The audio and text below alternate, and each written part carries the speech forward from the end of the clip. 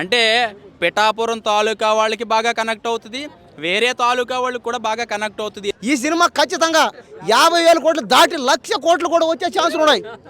Game చేసే సినిమాకి 1,00,000 కోట్లు వస్తాయి. శంకర్ గారిని ఎవడైతే ట్రోల్ చేశాడో భారతీయుడితో పని అయిపోయింది అన్నారు కదరా, ఈసారి వదిలిపెడతారు శంకర్ గారు. ఈసారి ఒక ట్రైలర్ మాత్రం అన్ప్రెడిక్టబుల్ అన్నట్టు మనం ప్రెడిక్ట్ చేసినట్టే, మనం ఏదైతే రామ్ చరణ్ ఎలా చూడాలనుకుంటున్నాం అలా ప్రెడిక్ట్ చేసినట్టే ఉంది ట్రైలర్. ఊర మాస్ లుక్లో కత్తి పట్టుకొని దిగుతున్నారు రామ్ చరణ్ గారు. నిజంగా శంకర్ గారికి హ్యాట్సాప్ చెప్పాలి. సో బాబాయ్ క్యారెక్టర్ని ఆల్రెడీ దించేసి పడేసినట్టున్నారు, అందుకే ఇంత లేట్ అయినట్టుంది. ఒక 10వ తారీఖుని చెప్దామండి కరెక్ట్గా, నిజంగా ఒక్కొక్కరికి కరెక్ట్గా చెప్దాము. ఇప్పుడు మనం ₹1 అప్పు తీసుకుంటే వడ్డీతో సహా ఇచ్చేస్తున్నాం కదా, సో ప్రతి మాట ప్రతి విషయం కూడా వడ్డీతో సహా ఇచ్చేద్దాము. సో ఈ సినిమా దిల్ రాజు గారు ఒకటే చెప్పారు, చాలా మందికి పవన్ కళ్యాణ్ గారు కనపడతారు అని చెప్పారు కదా, ఎంతవరకు కనపడతారో మనం 10వ తారీఖున చూద్దాం. పుష్ప రికార్డులు బ్రేక్ చేద్దాం అంటే ఇక ఏ సినిమాకు ఉండే స్కోప్ ఆ సినిమాకు ఉంటుంది. సో ఆ సినిమాలాగే కలెక్షన్స్ వర్షం కురిచాలి. కొంతమంది చాలా మంది అంటున్నారు 50,000 కోట్లు 100 కోట్లు అంటే టికెట్ 40,000 పెట్టాలన్నమాట. అయితే బొమ్మ అయితే బ్లాక్ బస్టర్ అని చెప్పాలి. 6 సంవత్సరాల గ్యాప్ వచ్చినట్టు ఉంది. సోలోగా వచ్చే సినిమా RRR 5 సంవత్సరాలు అయింది కదా, 3 క్యారెక్టర్లు అంటే 3 సినిమాల అంతా కడుపు నింపేశాడు చెప్పాలంటే. చాలా బాగుంది, బ్రహ్మాండంగా ఉంది. అక్కడ ప్రతి సీను శంకర్ గారు భారతీయుడు 2 తర్వాత చాలా కసిగా తీసినట్టు చాలా మామూలుగా అయితే లేదు. అండ్ యాక్టింగ్ అయితే మాత్రం ఆ షాట్లో తెలిసిపోతుందండి. ఈ సినిమా చాలామందికి కనెక్ట్ అవుతుంది, చాలామందికి. అంటే పిఠాపురం తాలూకా వాళ్ళకి బాగా కనెక్ట్ అవుతుంది, వేరే తాలూకా వాళ్ళకి కూడా బాగా కనెక్ట్ అవుతుంది. ఎందుకంటే అక్కడ మనం ఆ మైండ్తో చూడకపోయినా క్లియర్ కట్గా అర్థమైపోతుంది. ఎందుకంటే క్లియర్ పాలిటిక్స్ ఇది సినిమా. సో బాబాయ్ క్యారెక్టర్ని ఆల్రెడీ దించేసి పడేసినట్టున్నారు, అందుకే ఇంత లేట్ అయినట్టుంది. సో లేట్ అయినా లేటెస్ట్గా వచ్చాడు రామ్ చరణ్. ఖచ్చితంగా దంగల్ గింగల్ ఏముండవు రా బాయ్, పొంగల్కి దంగల్ ఖచ్చితంగా భయ్యా అందుకనే లేట్ అయింది. ఇంత లేట్ అవడానికి కారణం నెక్స్ట్ ట్రైలర్ లేట్ చేస్తుంటే కూడా ఒక పక్క దిల్రాజుని తిట్టుకుంటున్నాం మనసులో. ఏంది ఇంకా 5 గంటల 4 నిమిషాల కన్నారా, అది 5:30 దాటిపోయింది, 5:50 దాకా వచ్చినట్టుంది. మరి ఇంత లేట్ ఎందుకు చేసిండో తెలియదు కానీ పర్ఫెక్ట్గా దించేసిండు. 4-5 క్యారెక్టర్లు కనబడుతున్నాయి.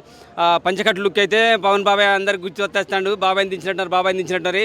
సో బియ్యం బత్తలు కనపడేసరికి అది గుర్తు వచ్చేస్తున్నాయి. అంటే కొన్ని సీన్లు రీషూట్ చేసినట్టున్నారు. ఖచ్చితంగా రచ్చ చేయబోతున్నాడు కాక, దంగల్ లేదు ఏం లేదు. పొంగల్కి దంగల్ రికార్డులను బ్రేక్ అవుతాయి. విజువల్స్ అయితే ఇంకా పాత శంకర్ గుర్తొచ్చాడు. అరే బాబు నాయనా కాక అబ్బా భారతీయుడు 2 మర్చిపోండి, శంకర్ను మర్చిపోండి. ఆ దిల్ రాజు నమ్ముకోండి, రామ్ చరణ్ నమ్ముకోండి, ఆ విజువల్స్ నమ్ముకోండి, దానికి వచ్చిన మ్యూజిక్ డైరెక్టర్ ఆయన నమ్ముకోండి. హ్యాపీగా పండగ ఈసారి చిన్న పండగ కాదు, సంక్రాంతి పండుగ, వారం రోజుల పండుగ, అతిపెద్ద పండుగ. భారతీయ సినీ చిత్రంలోనే తెలుగులో మనకు అతిపెద్ద సంక్రాంతి రాబోతుంది అనమాట.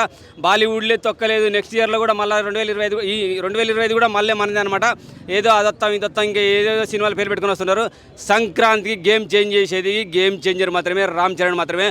దిల్ రాజు ప్రొడ్యూసర్లో వచ్చే శంకర్ డైరెక్షన్లో వచ్చే సినిమా మాత్రమే. ఖచ్చితంగా పోయా ట్రైలర్ ఏంది పోయా, ఇంకా మనం ఎప్పటి నుంచో మనం చూసుకోవచ్చు. మనం ఈ సినిమా మీద అంచనాలు దాటేసేయి. ఎందుకంటే ఇప్పుడు దాకా 300 అడుగులు కటౌట్ కట్టింది ఎక్కడ లేదు. ఏ సినిమా హీరోకి ఈ ప్రపంచంలో 300 అడుగులు కటౌట్ కట్టింది లేదు. చూసుకో, పాత రోజులు కూడా చూసుకో. ఫస్ట్ టైం అంటే ఈ రోజుల్లో ఇంత డెవలప్మెంట్ అయినా కూడా ఒక సినిమా హీరోకి అంత పెద్ద కటౌట్ కట్టారంటే ఏమని అర్థం? అతను ఒక పెద్ద గ్లోబల్ స్టార్ అయినా. ఇంకా ఎస్జే సూర్య కూడా చేశాడు, కరెక్టే. అందరూ బాగానే చేశారు, ప్రతి ఒక్క క్యారెక్టర్ బాగానే చేశాడు, కాదంటలేదు. ఆయనకు అభిమానులు అందరూ పుష్ప సినిమా రికార్డులో బ్రేక్ చేస్తుంది అంతే. ఇంకా ఏ సినిమా కూడా, ఇంకా గేమ్ చేంజర్ సినిమాని ఏ సినిమా కూడా టచ్ చేయలేదు అంతే. ఖచ్చితంగా ఈ సినిమాకి 10వ తేదీ. ఇప్పుడు గ్లోబల్ అంటే ఏంది? భూమి. ఈ భూమి మీద ఉన్న అన్ని థియేటర్లో సినిమా వేస్తే ఆ సినిమా 1 సంవత్సరం దాకా ఆడితే అప్పుడు 1,00,000 కోట్లు వస్తాయని చెప్పా. అప్పుడు 50,000 కోట్లు దాటి 1,00,000 కోట్లు పోతుందని చెప్పా. అంతేగాని మీరు మీ ఇష్ట ప్రకారం వీడికి ఏమైనా మెంటలా పిచ్చి అనుకోపోకండి. నేను సినిమాకి పెద్ద ఫ్యాన్. నేను ట్రైలర్ నిజంగా పొద్దు నుంచి వెయిట్ చేసాం. ఫైనల్లీ ట్రైలర్ అయితే చూసాము. రామ్ చరణ్ గారిని ఏమన్నా లుక్సా అన్న, నిజంగా రామ్ చరణ్ గారు అసలు లాస్ట్ ఆ క్లైమాక్స్ షాట్ హెలికాప్టర్లో కత్తి పెట్టుకొని దిగుతాడన్న, ఇట్లా నరాలు లేచిన గూస్ బంప్స్ వచ్చినాయి. ఒకప్పుడు పుష్ప ట్రైలర్ చూసినప్పుడు ఏదైతే గూస్ బంప్స్ వచ్చినాయో లిటరల్లీ అదే గూస్ బంప్స్ వచ్చాయి. ట్రైలర్ మాత్రం నిజంగా కేసీపీడీ అన్న. ఈసారి కంబ్యాక్ అన్న. రామ్ చరణ్ గారి ఆకలి 5 సంవత్సరాల తర్వాత సింగిల్ స్క్రీన్ మీద చూడబోతున్నాం. మా మెగా పవన్ అన్న అభిమానిగా చెప్తున్నాను. హెలికాప్టర్ షాట్ కోసం 500 నుంచి వెళ్ళిపోవచ్చాడు. నిజంగా ఎవడైతే ట్రోల్ చేశాడు రామ్ చరణ్ గారి పని అయిపోయింది, శంకర్ గారి పని అయిపోయింది, భారతీయుడు 2 అన్నారు కదా, సంక్రాంతికి లేపి కొడతా చూడు ఒక్కొక్కరిని రామ్ చరణ్. అసలు ఏమన్నా లుక్సా అన్న? ఒక క్యారెక్టర్ కాదు, మూడు క్యారెక్టర్లు ఐపీఎస్ క్యారెక్టర్లో కానీ ఆ డాన్స్ కానీ అసలు ట్రైలర్ అన్నది ఒకప్పుడు పుష్ప ట్రైలర్ చూస్తే ఇదే గూస్ బంప్స్ వచ్చినాయి. ఇప్పుడు మళ్ళీ లిటరలీ ఆ రేంజ్ ఒక్క ముక్కలో ట్రైలర్ మాత్రం అరాచకం అన్న. ట్రైలర్లో చాలా షాట్ ఉన్నాయి. ఎస్జే సూర్య గారు కూడా నిజంగా అసలు వాళ్ళిద్దరి మధ్యన వచ్చే సీన్స్ కానీ ఆ లాస్ట్ హెలికాప్టర్ షాట్ కానీ మళ్ళీ ఐపీఎస్ మన రామ్ చరణ్ గారి లుక్స్ కానీ పుష్ప రేంజ్ అన్న. నిజంగా చెప్తున్నాను, పుష్ప రికార్డులు ఎగిరిపోతాయన్న ఈసారి సంక్రాంతికి. నిజంగా గేమ్ చేంజరే. నాకు అయితే బాగా అనిపించింది. కట్టుగా ట్రైలర్ కట్ కానీ బాగా చూపించారు. అంటే రామ్ చరణ్ డిఫరెంట్ లుక్స్ మనం చూసుకుంటే ఒక పంచ్ కట్టుకొని ఒక నార్మల్ పీపుల్ లాగా, మళ్ళీ ఇంకోటి ఒక ఐఏఎస్ ఐపీఎస్ లాగా, ఇలా డిఫరెంట్ లుక్స్తో రామ్ చరణ్ లుక్స్ అనేది బాగుంది. ఒక ట్రైలర్ మాత్రం అన్ప్రెడిక్టబుల్ అన్నట్టు మనం ప్రెడిక్ట్ చేసినట్టే, మనం ఏదైతే రామ్ చరణ్ ఎలా చూడాలనుకుంటున్నామో అలా ప్రెడిక్ట్ చేసినట్టే ఉంది ట్రైలర్. బాగుందండి. కాకపోతే ట్రైలర్ నచ్చితే సినిమా ఆడాలని లేదు కదండి. విజువల్స్ కానీ బ్యాక్గ్రౌండ్ స్కోర్ కానీ బాగుందండి. ట్రైలర్లో మనం మైనస్ చూపించడానికి ఏం లేదు. కాకపోతే కమర్షియల్ ఎలిమెంట్స్ దీంట్లో ఇంకా బాగా జోడిస్తే మంచి బ్లాక్ బస్టర్ అవుతుందండి. ఇప్పుడు శంకర్ గారు ఇప్పుడు చూసినా కానీ ఇప్పుడు మన సినిమా క్లియర్ కట్గా ఏంటంటే ఒక ఐఏఎస్ అధికారి ఒక రూలింగ్లో ఉండే పార్టీకి అవినీతి గురించి దీని ఆపోజిట్గా అంటే ఇప్పుడు చదువుకొని ఐఏఎస్ అయిన వాళ్ళు ఉంటారు, చదువుకోకుండా సీఎం అయిన వాళ్ళు ఉంటారు. వీళ్ళిద్దరి మధ్య సాగే ఒక పోరాటం లాగా చూపిస్తున్నారు. అంటే ప్రజలకి మేము ఐఏఎస్ అంటే మేము జీవితాంతం ఉంటాము అన్నట్టే లెవెల్లో చూపిస్తున్నారు. దీని తగ్గట్టుగానే దీనిలో ఉన్న మైనస్లు కానీ ఈ గవర్నమెంట్ ద్వారా పీపుల్కి ఎంత నష్టం జరుగుతుంది అనేది దీన్ని ఒక మెసేజ్ రూపంలో చూపించాలనుకుంటున్నాడు. కానీ ఓకే, దీంట్లో కమర్షియల్ ఎలిమెంట్స్ కూడా బాగా జోడిస్తే ఒక సాంగ్స్ కానీ మంచి హిట్ అయితే ఇది బ్లాక్ బస్టర్ అవుతుంది. నిజంగా అండి, ట్రైలర్లో ఒక డైలాగ్ ఉంది, ఆకలితో ఉన్నారని. శంకర్ గారు ఆకలితో ఉన్నారు. భారతీయుడు 2 ఆయన పోగొట్టుకున్న ఇమేజ్ మొత్తం రామ్ చరణ్ గారు ఇస్తున్నారు. అది కాకుండా తెలుగు ఇండస్ట్రీ నుండి 100 కోట్లు కొట్టిన హీరో తమిళనాడులో ఎవ్వరు లేరు. ఈ సినిమాతో రామ్ చరణ్ గారు కంపల్సరీ 100 crore మార్క్ తమిళనాడులో దాటారని అభిప్రాయం. ఎందుకంటే ట్రైలర్లోనే ఆయన సగం సినిమా అదేదో డైలాగ్ చెప్తారు, ఎమోషన్ చూపించినట్టు అన్నట్టుగా. ఎందుకంటే ఒకసారి కలెక్టర్ అంటారు, ఒకసారి పోలీస్ స్టేషన్లో కనబడుతున్నారు, ఒకసారి కాలేజ్ బ్యాక్డ్రాప్లో కనబడుతున్నారు. ఇంకా ఏంటంటే రామ్ చరణ్ గారు అండ్ బ్రహ్మానందం కాంబినేషన్ కూడా దీంట్లో కనబడుతుందని అభిప్రాయం. బ్రహ్మానందం గారు కూడా చూడటం చాలా సంవత్సరాల తర్వాత కాబట్టి సునీల్ గారు ఆయన బండ్రోత్గా కనబడుతున్నారు. అది కాకుండా వెన్నెల కిషోర్తో కామెడీకి అది కాలేజా లేకపోతే ఏంటనేది మనకు సస్పెన్స్లో పెట్టారు శంకర్ గారు.